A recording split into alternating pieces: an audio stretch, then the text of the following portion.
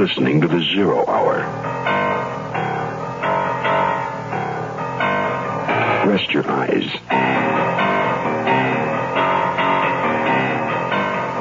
Exercise your imagination. Today, Kim Weisskoff's overview of an underground newspaper ad. Wanted.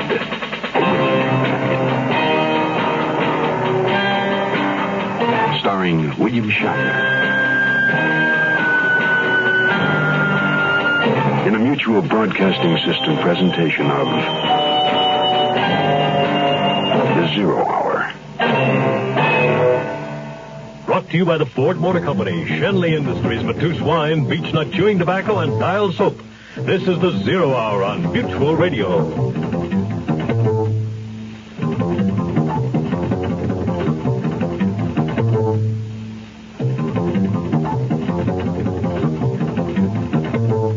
This is Hugh Downs with another car buyer's report from Ford.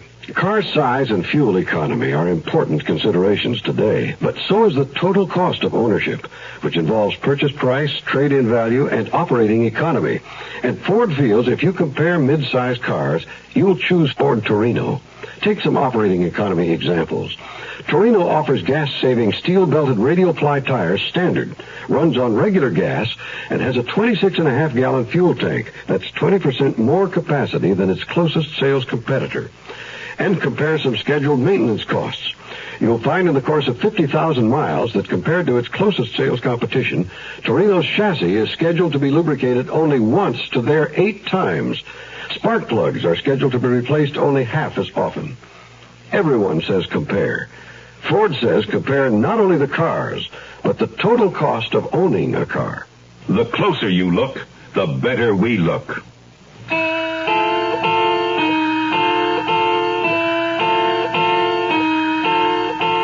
Want ads are often misleading, especially those under the heading Personals. Mike Matthews responded to one and now finds himself in an awkward position. Pay blackmail or be exposed, but there's hope. Private Detective Steve Terrell is on the case, and Terrell just loves his work. In fact, he's even placed an ad of his own. The copy begins, Wanted, a willing companion, which incidentally is the title of today's story. Hey, Matthews. Over here. Thought you might have forgotten. Not a chance. Yeah, sit down. What are you drinking? I'm not. Did you bring it? You bring the money? Let's have the photographs first. Where are the negatives? Well, you didn't really think I'd bring them here. Listen, Pomerantz, or whatever your name is, you played out your string. This is the last money I can raise. Look, we're not putting the bite on you for any more. Not now, anyway. But I will take what you brought. Yeah, it's all here. Well, I could at least spring for a drink.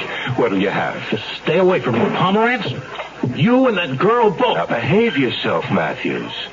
Oh, and say hello to the wife and kids.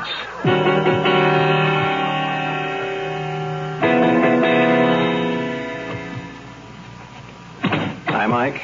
How'd it go? I paid the bloodsucker like you said to Steve, but... Good. Go on home. I'll take it from here. What are you going to do? It's done. What do you mean it's done? Pomerantz still has the negatives. Read this. The one circled in red ink. Pomerantz and his lady friend have got themselves a new boy. Wanted. A willing companion for weekend rendezvous of fun and games. Straight, well-endowed businessman looking for free-thinking woman, 25 to 35, to share capital gains. Well, sounds like a winner, Maggie. He sounded filthy rich over the phone. I'm meeting him for dinner tomorrow. Now, just make sure you don't go where you might run into Matthews. You know, I'm against doing this twice in one city. But this town is crawling with ringers. These street sheets are full of them. Look, why don't you lay off Matthews if he puts you uptight? Starting tomorrow, we'll concentrate on this one. Mr. Steve Thompson. So, my wife won't suspect I'm bringing some paperwork along. You won't mind? Only if you work on it, Steve. You're very forward, Miss Pearson. Well, your ad said free-thinking woman. And please, call me Cindy. All right, then. Cindy, I'll pick you up at 4 o'clock Friday. Where do you live? Oh, not my place, Steve. My boyfriend is not a free-thinking man. Whoa. I'll meet you. Where? Well, how about here? All right. Gosh, this is really exciting. I've never done this before. Oh, neither have I. Here's your check, sir. Will any of these suffice? I'm sorry, sir. We don't honor credit cards. Oh, well, that's all right. I'll pay cash. Keep the change. Thank you, sir. Have a pleasant evening. Shall we? Cindy? Shall we go? Oh, of course.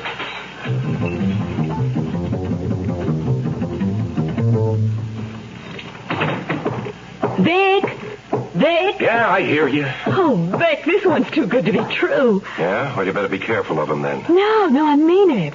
Thompson's as timid as they come. His wife walks all over him. Then we got to watch out for her. Oh, stop being such a cynic. I had the meal of a lifetime tonight. The bill was over $50, and he paid for it in cash. Well, he'd better get used to it. He tossed down the bourbon pretty good, too, so we shouldn't have any problem knocking him out. You got the film? Oh, yeah, miles of it. Now, where are you going to be? I'm meeting him Friday at 4. We'll be driving up to his private cabin near Idlewild. I got the directions. Oh, yeah, this is good. Now, I'll go up ahead of you and sort of drop in Friday night. Vic, Saturday night's fine with me. Even with his glasses, he's kind of cute.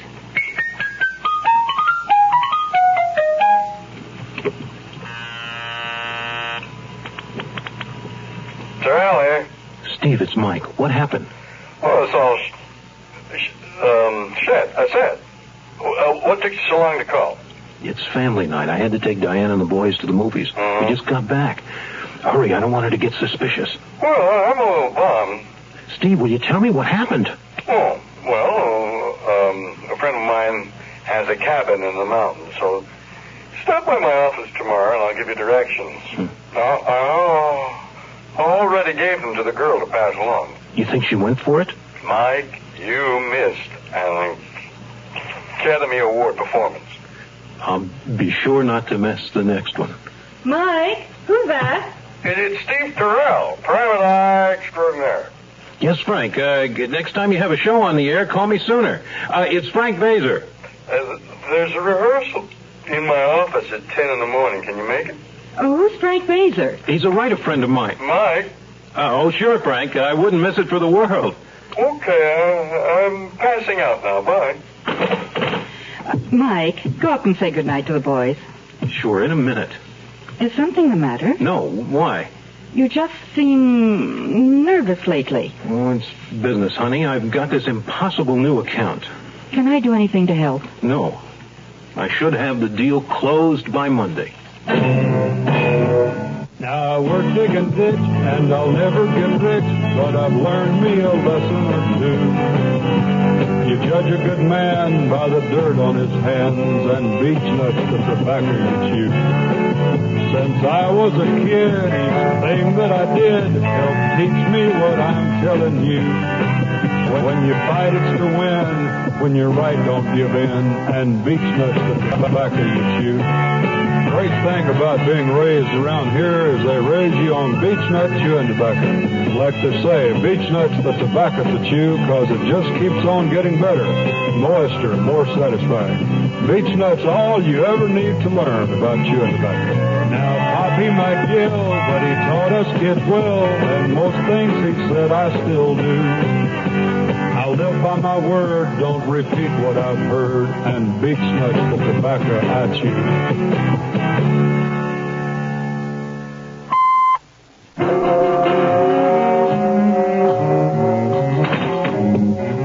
Steve? Over here on the couch. What are you doing? Not so loud. My head is an echo chamber. What'd you do, sleep here? How can you tell? Ooh. Well, let's get to it. I'm late for work. Okay. These are the directions. Will you be able to get away Friday night? Yeah, I told Diane I have a late business dinner, so I'm covered until about 10. That's long enough if these people work fast. Well, they do. I'll let the girl drug me, see, and then Pomerantz comes in and takes his pictures, and the two of them leave. And you follow them back to town and see where they go. You think you can do that? What happens to you? Oh, I get several hours of blissful, drug-induced sleep and meet you back here Saturday morning. Don't you go in after those two. You're paying me to do that. Mike? Yeah? You got any aspirin?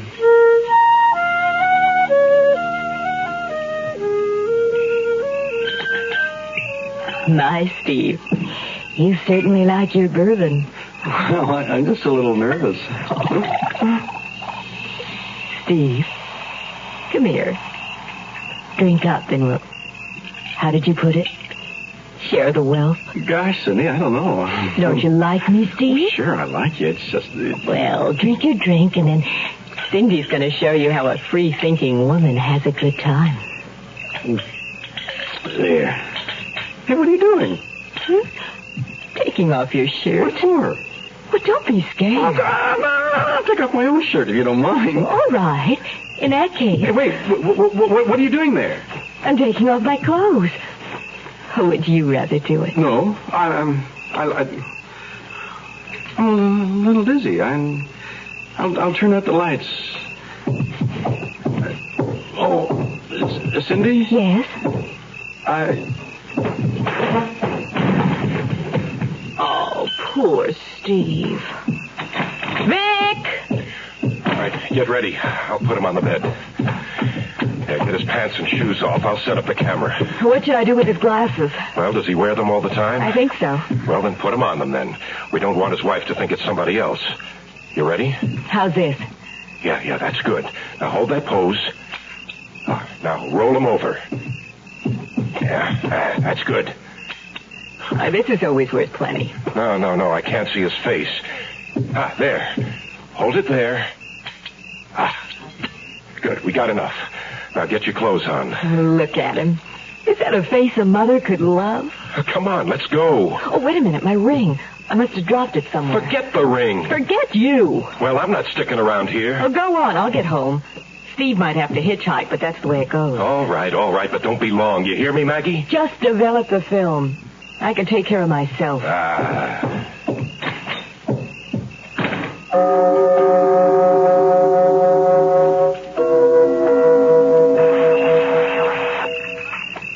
Wake up, Terrell. The honeymoon's over. Go away. Sorry, old buddy, but I can't. It's me, Lester. Go away, Lester. Lester? What are you... Hey, what time is it? 3 in the morning. 3 in the morning? You want us to move to Bonnie, Lieutenant? Not yet. Lester? Did he say body? Sure did. And it looks better than yours, even with a hole in it. You look pretty funny with nothing on but socks and glasses. Since when are you nearsighted? Hold on, Lester. I can explain. Who's the girl, Steve? Friend of yours? A client, maybe? No, she's a blackmailer. Not anymore. She's not. Who's your client, Steve? You know I can't tell you that, Lester. Gotta take you in, then.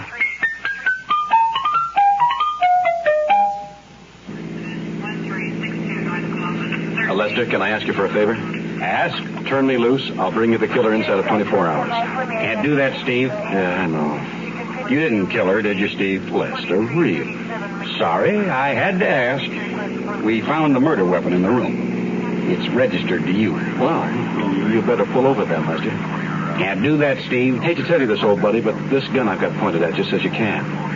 Is that mine? Afraid so. Sorry, Lester. Me too. 24 hours. You have my word.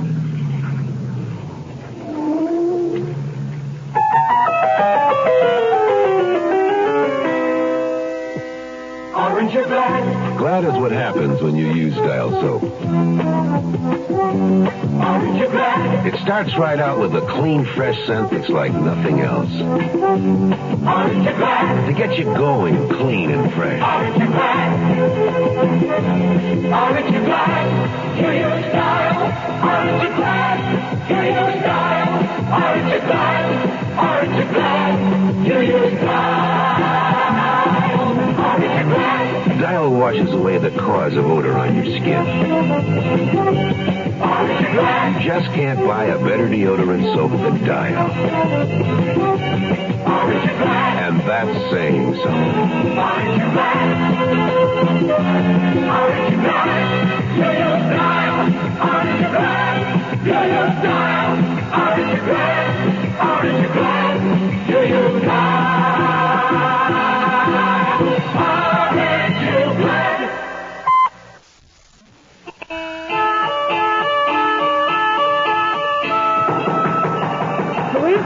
Police, Mrs. Matthews.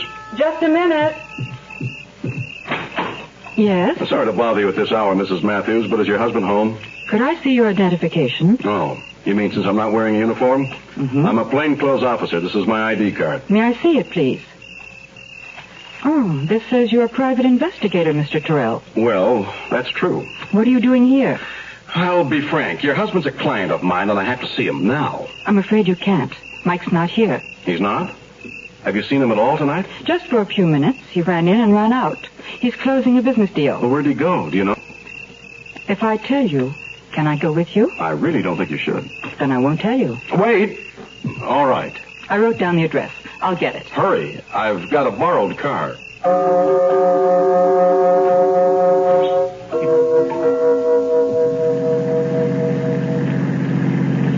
Tell me, Mr. Terrell, is it standard procedure to hire a private detective to investigate a business associate? It's common practice. I see. Then why did you have to get the address from me? I lost it. And the police car you drove up in? I found it.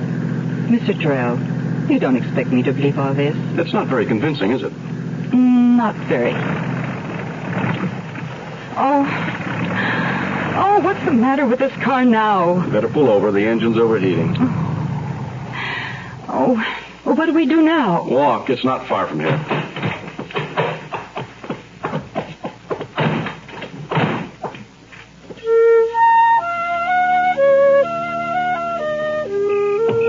I'm going in alone. Wait here.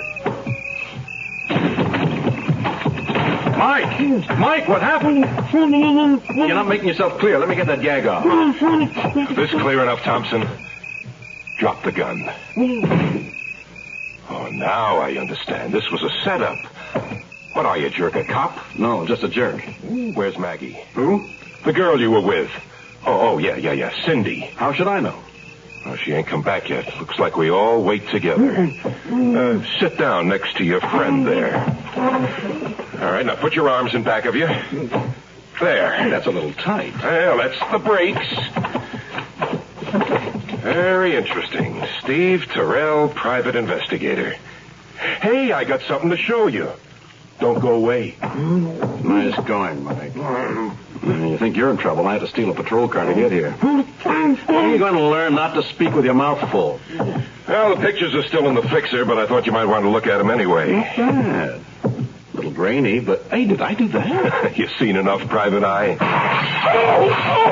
I can't see! I'm blind! Mike! The gun! Get the gun! Somebody help me! Untie these ropes, please. Mike, I was so worried. Thanks, honey. Where have you been? Would you put over here, please? I was worried sick. I thought you and the boys had been kidnapped. No, they're Well, at safe. least put a gag on Pomerantz. I can't stand to hear a grown man cry. All right, nobody move. Put down the gun, lady. Hi, Lester. Hello, Steve. What happened? You get tied up? Yeah, I got mugged by an insane Boy Scout. Are you the police? Yes, ma'am. Please untie me, Lester. Who's this? Name's Pomerantz, I think. He your client? No, he's a blackmailer, too. Mr. Terrell works for me. What's your name? Mike Matthews. You're under arrest, Mr. Matthews. He didn't do it. Do what? Did he? No, I told you, he's a blackmailer. Get me out of this chair. Steve, you gave me your word you'd deliver the killer. And I'm good for it. You've only got one guess left. Who? Her? You got it. I'd applaud, but I can't. Diane? I did it for you, Mike. Yes, I killed that woman. But why? I knew you were paying blackmail. The way you've been acting and then the checking account.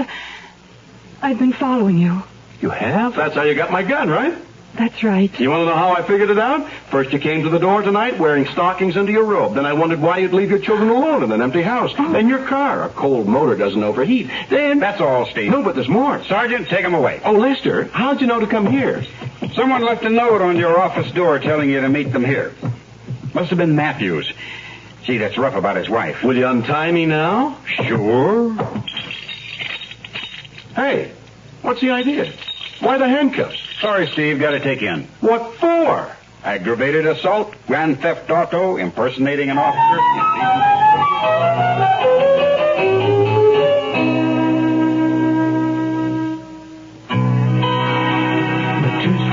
Any kind of wine you want it to be.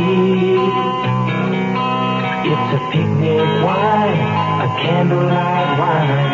Just try some and see how Matisse Rosé feels at home on a yacht, a backpack motor home.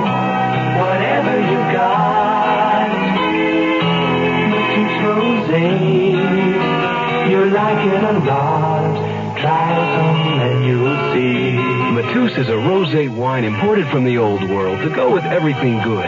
It has a light, easy-to-like taste, so it makes good food even better. Good people, friendlier. And good times, well, just try some and see. Try some and you'll see. Imported by Dreyfus Ashby & Company, New York, New York. To be any kind of wine you want it to be.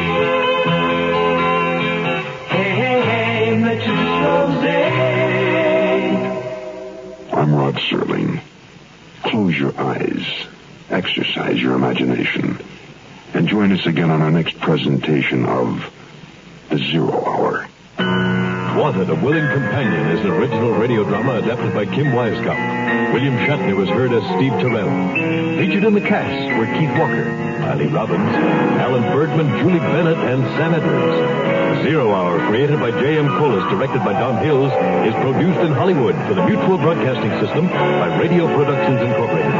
Music is composed and conducted by Stanley D. Hoffman. Rochelle Sherman, associate producer. This has been a presentation of the Mutual Broadcasting System.